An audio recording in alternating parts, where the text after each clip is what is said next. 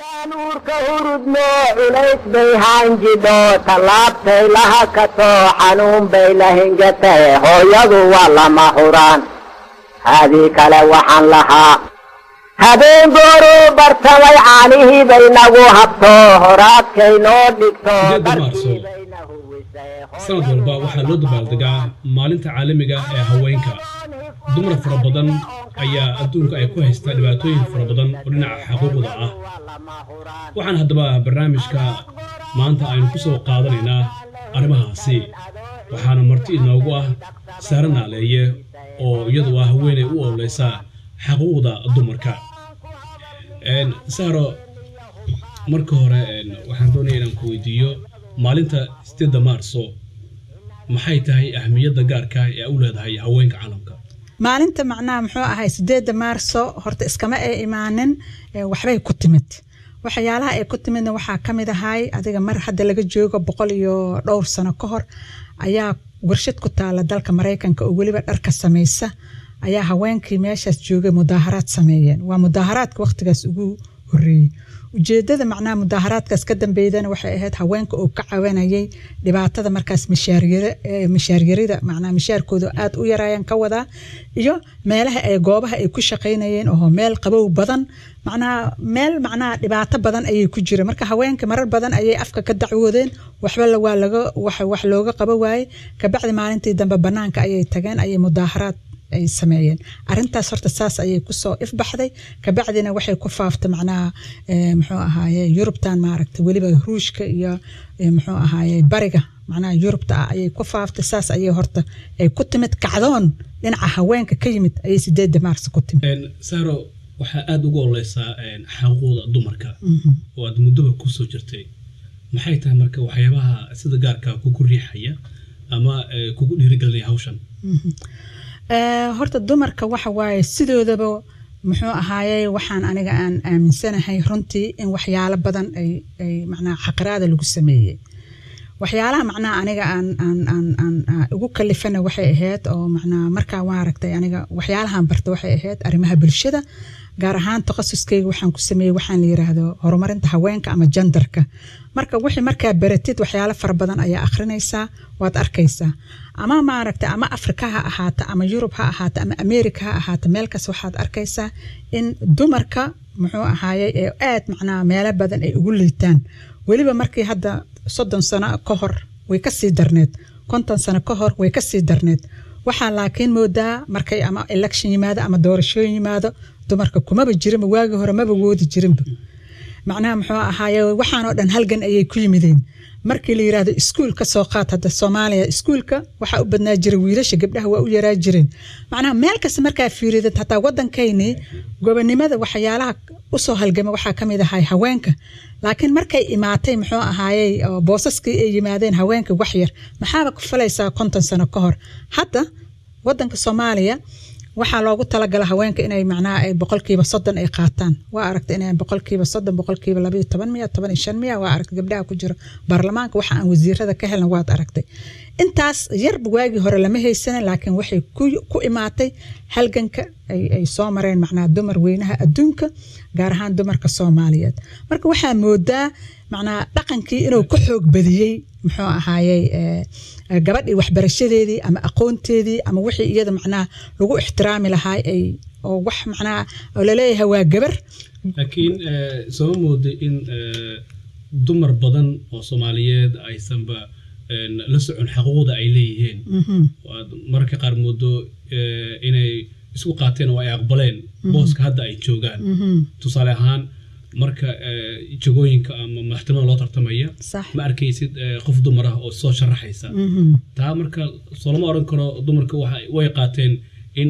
waxooga ragga ay ka liitaan oo booskaas ayaga isdhigay may wallahi horta ma dhaxay aniga dumarka way qaateen waxa macnaa muxuu ahaayay dumarka waa runta meesha way ku jirtaa inayba qaarkood ka ahayn muxuu ahaayay inayna ahayn conscious macnaa inayna arintaasba ayna la soconin xuquuqdooda waa dhici kartaa oo hamigaasba ku jirin hadda tusaale ahaan markii hadda dawladdeena Soomaaliya la dhisay gabdha qaar waxay dhahaan dawladda waa taageersanha waa okay gabdhaha qaarna waxay dhahaan wixii laga sii anaga nooma cuntanto marka haweenka dhaxdiisii ayaa macnaa kala duwan gabdhana waxa waa arinta way ku baraarugsan yihiin way la socdaan inay xuquuqda ka maqan tahay laakiin haweenka intiisa badanna macnaa kuma baraarugsana taana waxa waaye dhowr iyo 10 sanaba arintaas dib ay ahayd laakiin hadda madka aragtid macnaa muxuu ahaayay in ay haweenkii macnaa dhinacii maaragtay ee siyaasadda ama dhinacii xuquuqdooda waxa moodaa in ay xoogaa ay soo qabatay isbedel weyn oo ka imaaday laakiin saasay tahay annaga waxa waaye dhaqankii ayaa naga xoog badan waxa ma jirto muxuu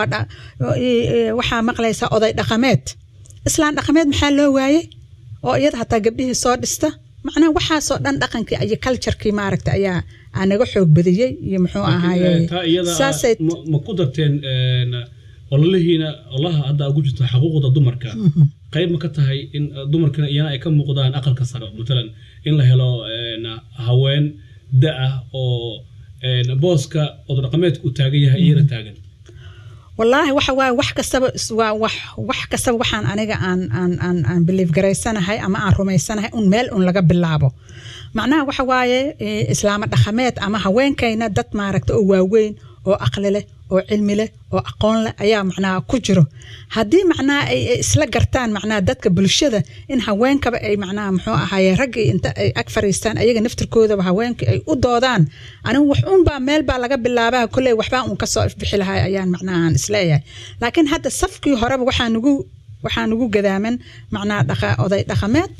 doorasha la galayaa haweenka lama dooranayo waayo meel macnaha rag u taagan yahay macnaha haween kama talinaysa ayaa la leeyahay dhibaato saasay tahay maxamed saasay tahay aniga waxaan qabaa 20kii sano haweenka Soomaaliyeed aad ayay u dadaaleen meel fiicanna way soo gaareen markii loo fiiriyo 30 sano ka hor marka hadii macnaa saas lagu sii wado oo loo dagaalamo oo codkaynana aan midayno wali waxa iga maqan midayntii macnaa qof markuu oo hadlo qofka kale oo ka daba hadlo leeyahay waa raacsanay taas ma soconaysa waxa iga maqan meesha macnaa waa midayntii waa in ay haweenka Soomaaliyeed gaar ahaan codkooda ay mideeyaan si aan meel iskugu imaano taas ayaan aniga aan kula tali lahay gabdhaha Soomaaliyeed waa gartay hawshan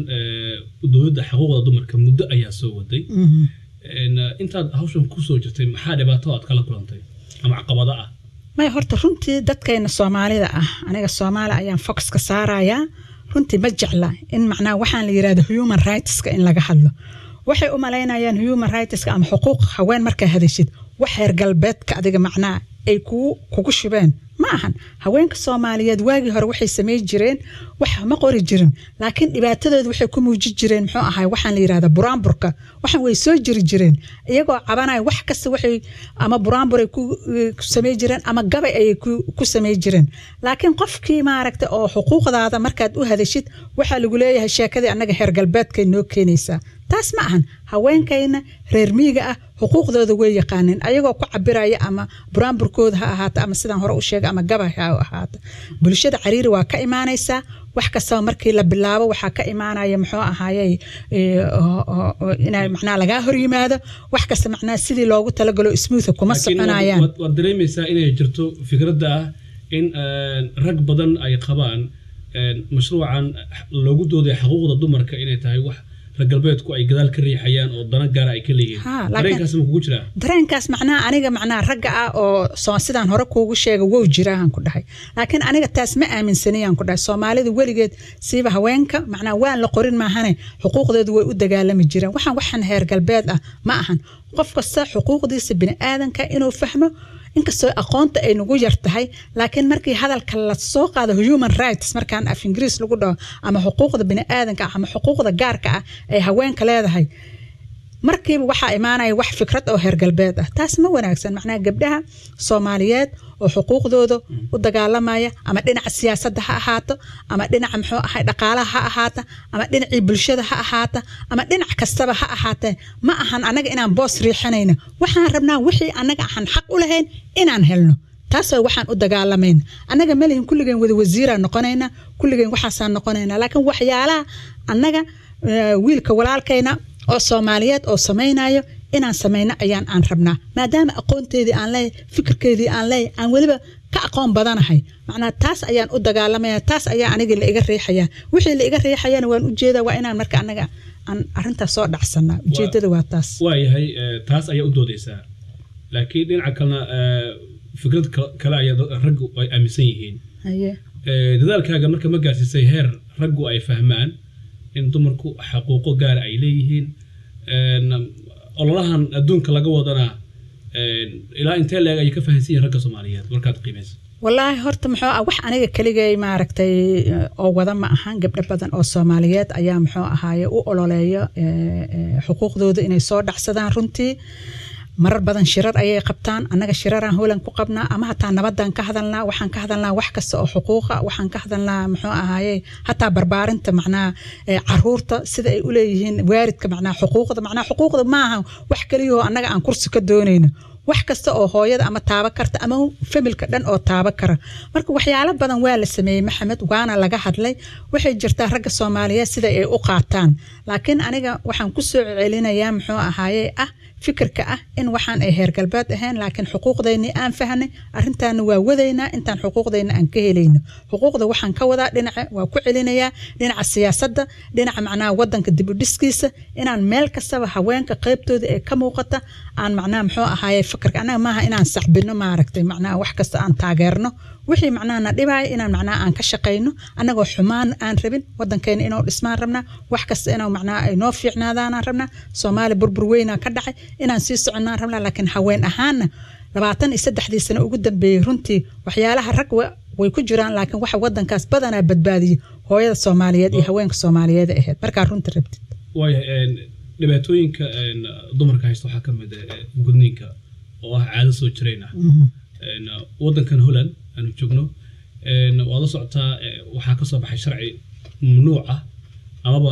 qofka uu xabsi dheer ku mudanayo hadii lagu helo in gabadhiisa uu guday ama nin inaag mid doon ha ahado sharciga isaga ah dadka Soomaaliyeed sidee ugu baraarugsan yihiin maxay kala socdaan arintan والله أرنتان مركان أصلا نقدم مادام أنا أرنتان مدة أن كجري معناه محا وقت بدنا أنجليي شرعيا أرنتان وإلهي وحال صوص صاري كوني سجال بقول يو سجاشن يسدحدي مدة معناه كوي لبعتن سنة كدواته على صوص صاري أو نعكس أو إنه وطن كان مبنوع كيهي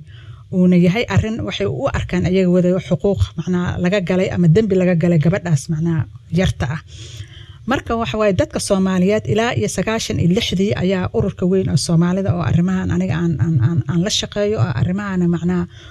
u dhundaloola wax badan ka qabtay ayaa dadka waxa uu sameeyay wacyigelin asagoo waliba la shaqeeyay muxuu ah meediyaha iyo ururada kale oo jira marka waxa moodaa dadka inay fahmeen ay jiraan macnaa inuu arrintan oo nooc kasta oo gudniinka kamida inuu wadankan mamnuuc ka yahay taas waa arrin jirta oo macnaa dadku way ku baraarugsan yihiin in kastoo la yiraahdo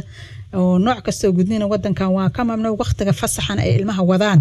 ay Afrika ay ku soo gudaan in kastoo caruurta aan la baaritaankaas anaga ka hor imaanay oo dhahna caruur yar oo iskool dhiganaysa in qol lagu leexiyo la baaro ma oggolin laakiin waxa dawladda naga aqbashay in wacyigelin badan la sameeyo laakiin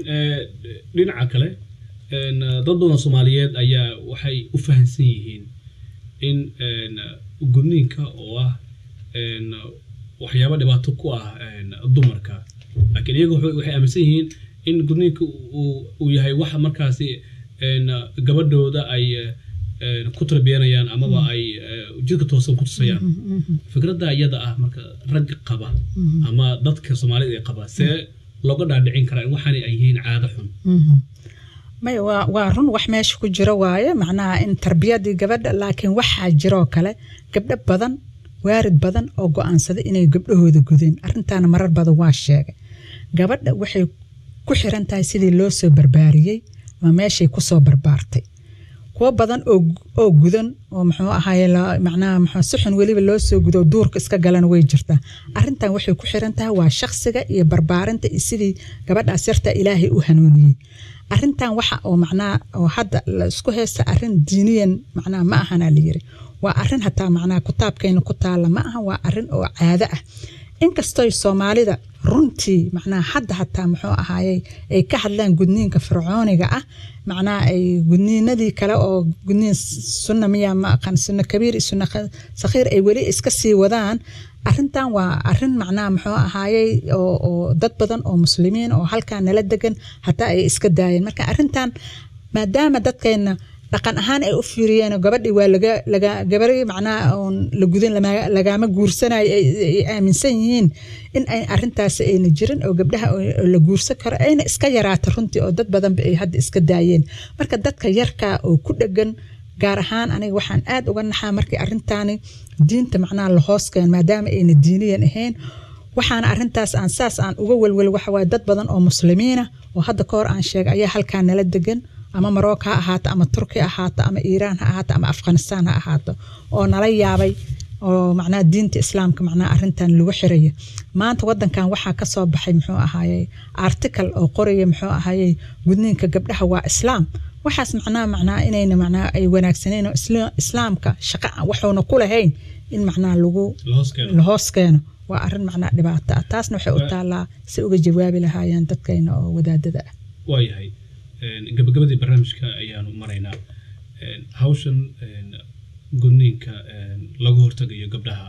muddo ayaad ku soo jirtay adiga iyo dad kale oo Soomaaliyeed caalamkana meel badan ayaa hawshan laga wadaa rajo intee laga ka qabtaa in gudniinka oo caado xun in mar dhow uu baaba'o والله gudniinka horta markaad u fiiridid dhowr sano ka hor 20 sano ka hor iyo maanta soo yahay farq weyn u dhaxeeya inkastoo wadankeena Soomaaliya markii macnaa warbixinada la soo saara ama kii UNICEF ay qortay sanadkii hore July soo baxay 2013 aan number 1 adduunka aan ka nahay oo waliba aniga waxaan aan isleeyahay hadii ma aragta maanta oo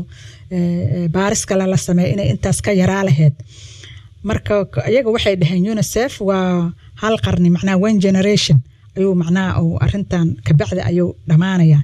laakiin aniga waxaan isleeyahay arintan hadii macnaa muxuu aan ku adkaynaa hadii dhaqaatiirta Soomaaliyeed iyo muxuu ahaayay ama wadaadadayna iskaashadaan arintan oo waxyaalaha sababaha looga dhigayo dadka aad loogu macneeyo arintan inay iska dhamaanayso within 10 years 10 sano gudahooda wuxuu hadii macnaa hawsha laga soo galay dhinaca diinta ay dadku ku dhagan yihiin iyo dhinaca dhaqaatiirta iyo oo aad la iskaga kaashado oo arintan aan la yasin si arinna noo taala waayo oo run ah oo na haysata oo laga wada hadla macnaa inay arintan ay iska dhamaanayso iyo wacyigelin badan oo dadka la siiyo waxa moodaa hataa dhalinyarada meediyaha arintan inay ka gaabinayaan ay dadka ay macnaa ay ka xishoonayaan in ururo badan oo active ay arintan waxba macnaa ayna siinaynin sida macnaa muxuu aan ku arka meelo badan attention badan ayna siinaynin laakiin hadii la iska kaashado arintan inay sameynayso sababtan saas u leeyahay waxa waaye Soomaaliya wadamada Afrika ugu horeeyay ahayd 28 sano mar laga joogo ayaa shir caalami ah xamar lagu qabto kun jeeraan sheegay waagaas 22 sano ka hor haday sidaan tahay arintan number 1 ayaan Afrika ka gali lahayn hadda laakiin inaan liiska ugu horeyno waa arin macnaa dhibaato leh mas'aladahay hadda Soomaalida badanka qurbaha ay joogaan waa laga yaabaa kuwaas inay isaga dhaafaan cabsi ay ka qabaan dawladaha markaas ay la nool yihiin waa kuwii sharciga inay meelaha u baqaan laakiin kuwii dalkii Soomaaliya joogo oo la socota oo aan jirin dawlad adag iyo sharci dadkii ay ka baqayaan oo qabanaya mas'uuliyad kartaa waa laga yaabaa in Soomaaliya uu ka sii socdo mar haddii nidaam adag uu soo jirin Soomaaliya waxa waaye hadda dastuurku waa lagu daray laakiin sida loogu daray wali kulay dastuurka lama ansixinin sidaan macnaa muxuu ahay wali waa socotaa hawshaasi laakiin Soomaaliya hataa arintan waa la soo gabagabay karaa ee wali sidii la rabay ayaan xoog loo saarin aniga dad badan oo Soomaaliya ka shaqeeyay barnaamijyo dhan ka wada waxay dhaheen arintan waaba nol kumaba jirtaba macnaa UNICEF barnaamijkeeda waxeeda dhan Afrika oo dhan waa ku jirtaa laakiin Soomaaliya wax aniga macnaa oo arimahan dad yar oo ka shaqeeya way jiraan laakiin sidii la rabay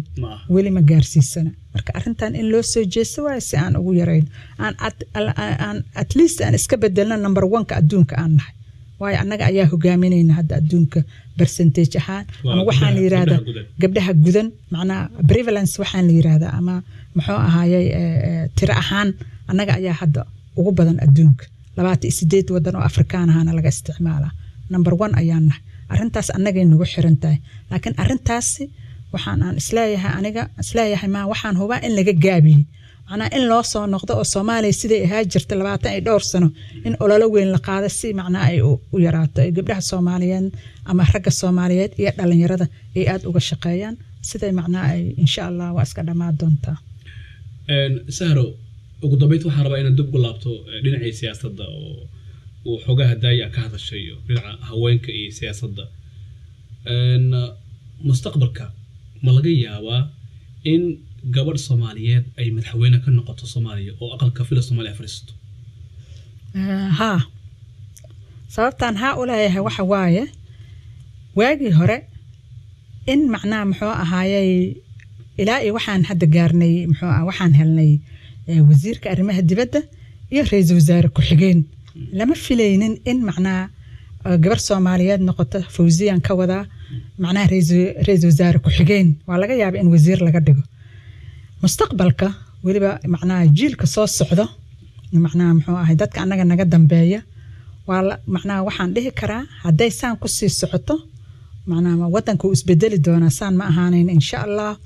gabar Soomaaliyeed oo soo sharaxdo madaxweyne ah waa la arki karaa macnaa ma dhahay aniga lama arkaayo laakiin kullayba hadii dadaalka hamigaas waa ugu jira gabdhaha Soomaaliyeed wayna u qalmaan wayna istaahilaan wayna noqonayaan insha Allah adii ahaan hamigaas ma kugu jira inaad noqoto aniga muxuu ahaa iyo generation kayga oo hadda Allah yaclam laakiin ma u malaynaay laakiin jiilka anaga nagu xiga waan filayaa inay noqon karaan waa masantahay saarna leeye intaasi ayaanu daawadayaal ku soo gabagabeynaa barnaamijkii gaarka ahaa ee aynu kaga hadlaynay xuquuqda dumarka iyo maalinta 8 Maarso ah maalin loo dabaaldego xuquuqda haweenka caalamka inta aynu mar kale dib ugu kulmi doonaa barnaamij midkan oo kala dhamaantayba waxaynu ku dhaafaynaa sida iyo nabadgelyo